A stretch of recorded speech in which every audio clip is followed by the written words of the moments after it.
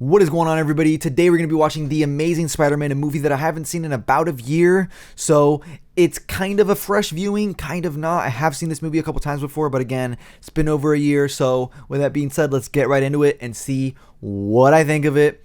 Let's get right into it. I always forget that this movie starts off as Peter as a young boy.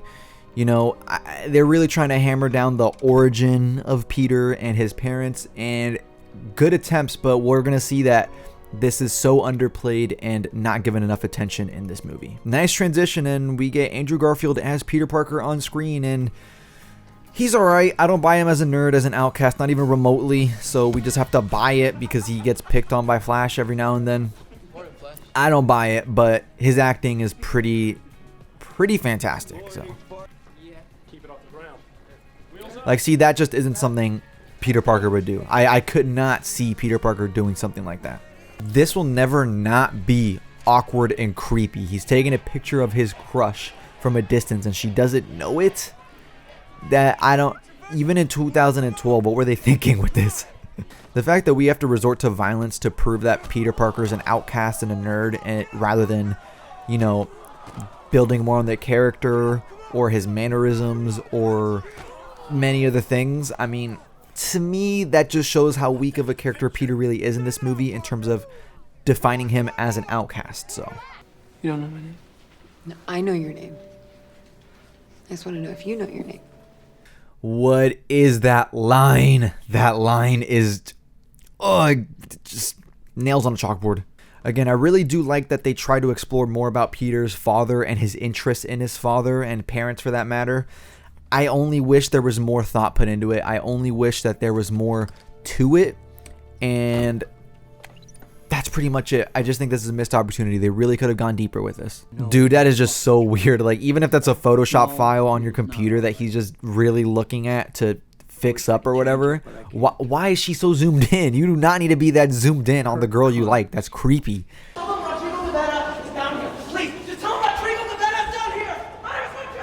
Man, Peter is kind of a dick. He just let that guy get dragged out just for his own self-interest.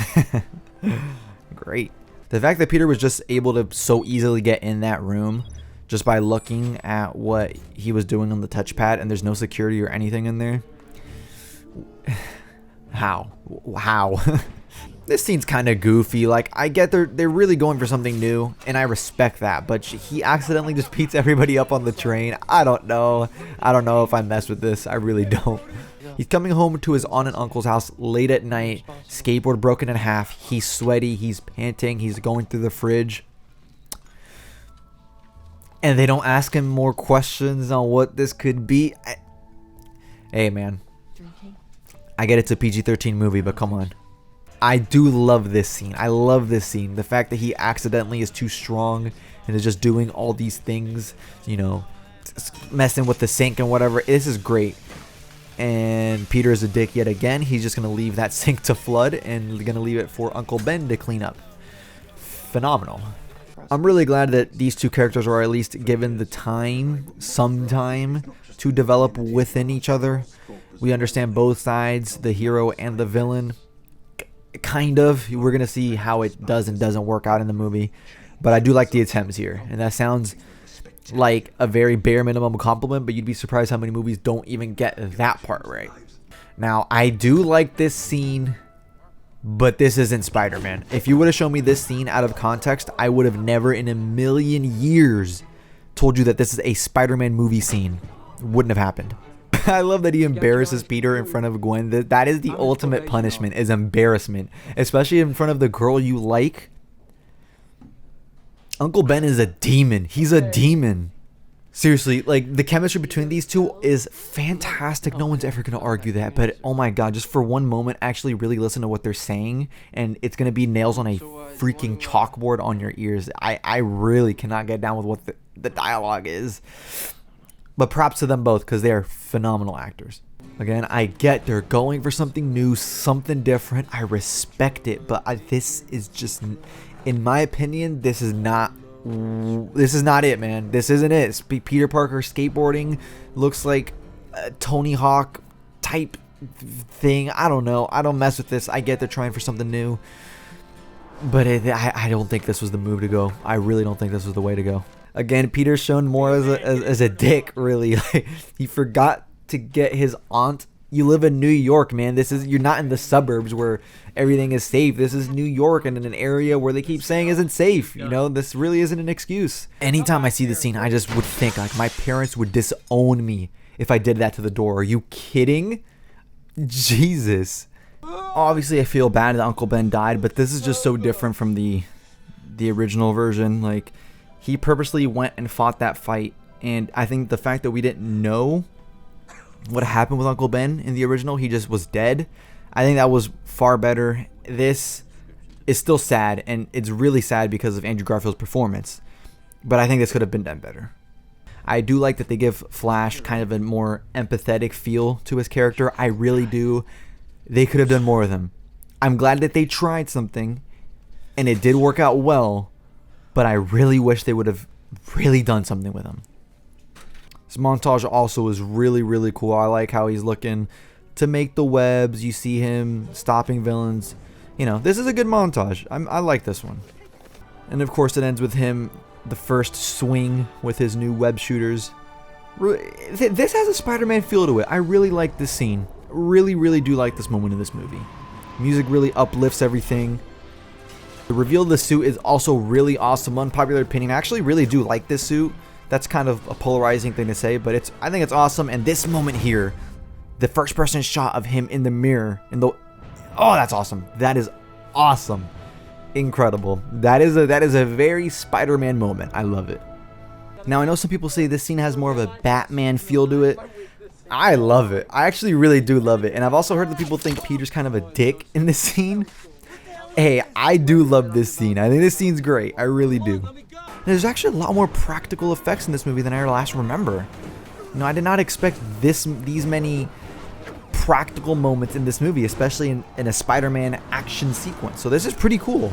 Peter really is a dick in this movie. I think that might be my biggest problem with him as a character. Like, you're coming home late, your aunt lost her husband, you're not being direct with her, and I get you can't be, but she has every right to be worried, and he's just not responding the way I think he should be.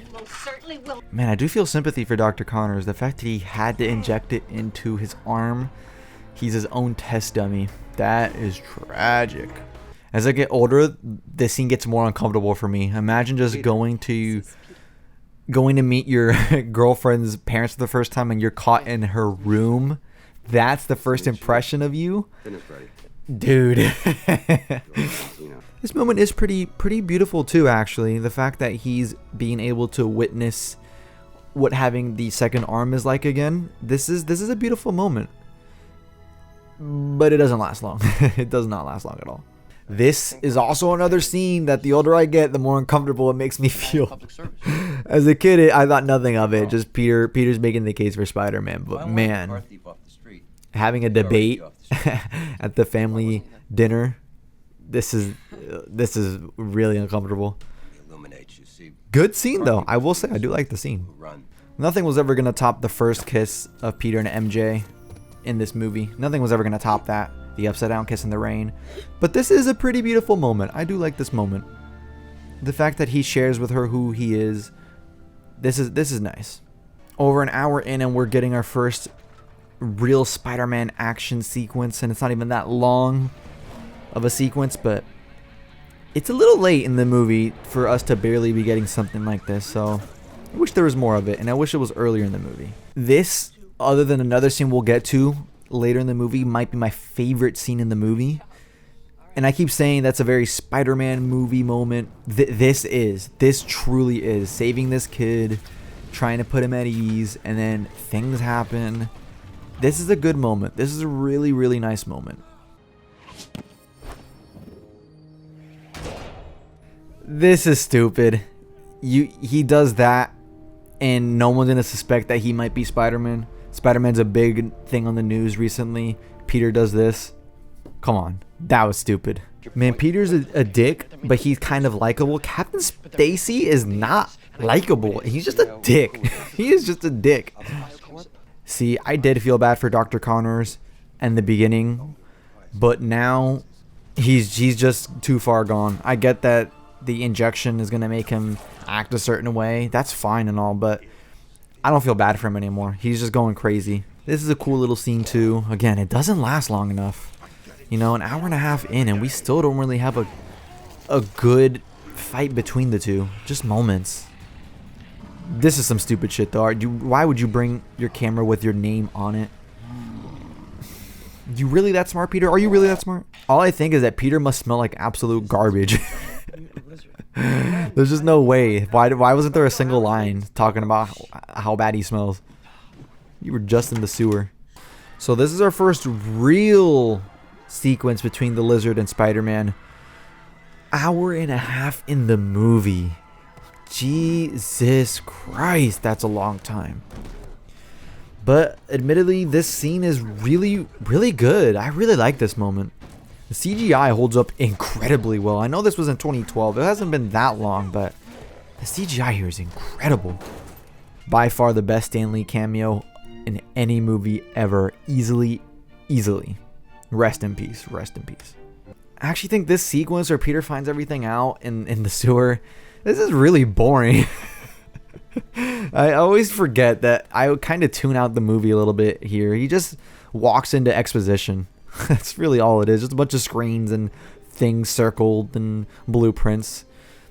Great. Guess they didn't have enough time in the movie. They didn't want to make it too long.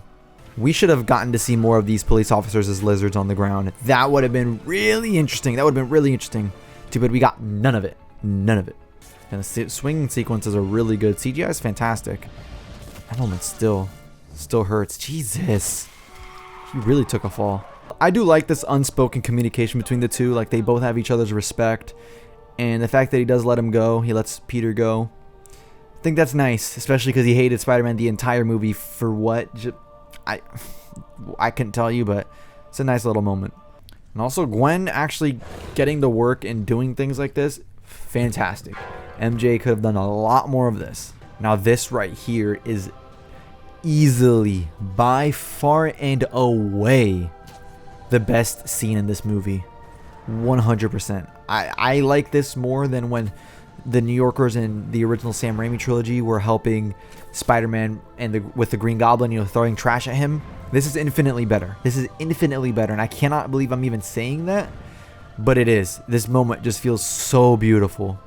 I do love how much they included first-person shots in this movie, but I seriously cannot help but just think of the 3D craze that was going on in the 2010s era, you know?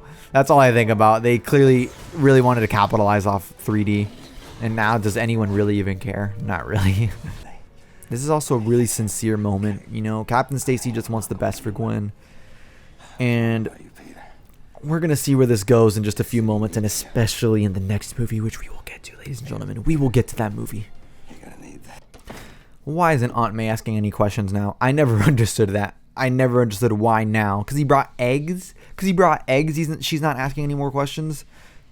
This is the night where you should be asking the most questions to your son. Come on.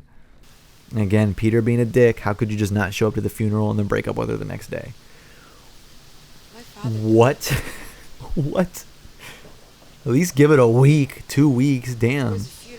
Again, I really like that what they did with Flash in this movie. I wish there would have been a little bit more of him, but the fact that he went from bullying Peter to just hugging him and talking like they're friends, it's a good idea. I really mess with this. I just wish they could have done more with it in the future movie. And again, everything Captain Stacy told him, that sincere moment we were talking about, thrown out the window with one line. And that's how we will remember Peter Parker at the end of this movie, is not going with her father's dying wish. Incredible. But hey, at least we have a fantastic final swing scene in this film. So there is that. This scene's awesome. What else is there to say? This is awesome. I love the final shot of him in front of the moon. Great stuff. Well, guys, that's The Amazing Spider-Man. And it's fine. You know, I don't love it. I don't hate it. I definitely don't hate it, but I don't love it. I like it enough. Do I like it more than Spider-Man 3? I'll be honest, I think they're kind of on the same level, honestly. I don't think one's inherently better than the other, which I think some people will say that's blasphemy, but it's really what I think. I think Spider-Man 3 had higher highs, but much lower lows, and this movie just kind of chills out in the middle the entire time. So I don't know, make of that what you will. Depending on what type of movie you like, that's what you're gonna side with. So I don't know, this movie's fine. I don't have very strong opinions about it, as you could tell, but the next one, oh my god, the next one, I'll just say I'll see you guys next time when we watch The Amazing Spider-Man 2.